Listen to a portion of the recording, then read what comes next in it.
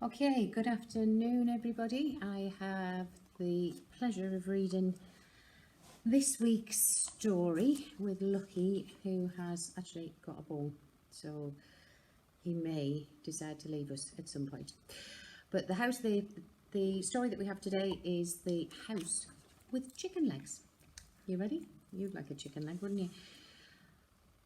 Marinka dreams of a normal life where her house stays in one place long enough for her to make friends, but her house has chicken legs and moves without warning. I want you to think about what questions this prologue is going to leave you with. My house has chicken legs. 2 or 3 times a year, without warning, it stands up in the middle of the night and walks away from where we've been living. It might walk 100 miles or it might walk 1,000, but where it lands is always the same. A lonely, bleak place at the edge of civilization. It nestles in dark, forbidden woods, rattles on windswept, icy tundra, and hides in crumbling ruins at the far edge of cities. At this moment, it's perched on a rocky ledge high in some barren mountains. We've been here 2 weeks, and I still haven't seen anyone living. Dead people. I've seen plenty of those, of course. They come to visit Baba, and she guides them through the gate. But the real, live, living people, they all stay in the town and villages far below us. Maybe if it was summer, a few of them would wander up here to picnic and look at the view. They might smile and say hello. Someone my own age might visit. Maybe a whole group of children. They might stop near the stream and splash in the water to cool off. Perhaps they would invite me to join them. How's the fence coming? Baba calls through the open window, pulling me from my daydream. Nearly done. I wedge another thin thigh bone into the low stone wall. Usually I sink the bones straight into the earth, but up here the ground is too rocky. So I built a knee-high stone wall all the way around the house, pushed the bones into it and balanced the skulls on top.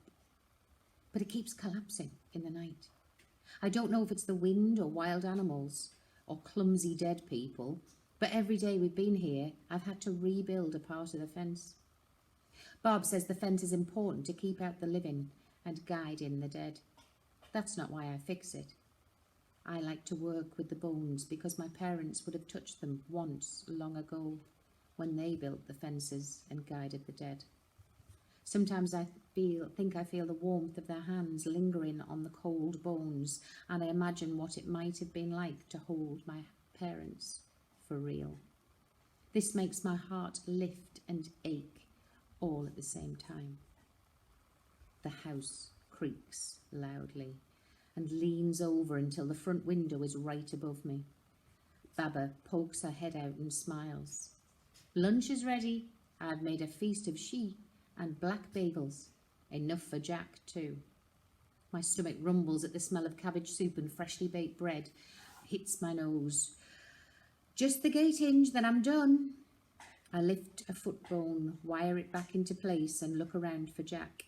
He's picking at a weathered piece of rock underneath a dried up heather bush, probably hoping to find a woodlouse or a beetle. Jack, I call, and he tilts his head up. One of his silver eyes flashes as it catches the light. He bounds towards me in an ungainly cross between flying and jumping, lands on my shoulder and tries to push something into my ear. Get off! My hand darts up to cover my ear. Jack's always stashing food to save for later. I don't know why he thinks my ears are a good hiding place. He forces the thing into my fingers instead. Something small, dry and crispy. I pull my hand down to look. It's a crumpled, broken spider. Thanks, Jack. I drop the carcass into my pocket. I know he means well, sharing his food, but I've had enough of dead things. Come on. I shake my head and sigh. Baba's made a feast for 2 people and a jackdaw. I turn and look at the town far below us. All those houses snuggled close together, keeping each other company in this cold, lonely place. I wish my house was a normal house, down there with a living. I wish my family was a normal family too, but my house has chicken legs, and my grandmother is a Yaga and a guardian of the gate between this world and the next. So my wishes are as hollow as the skulls of the fence.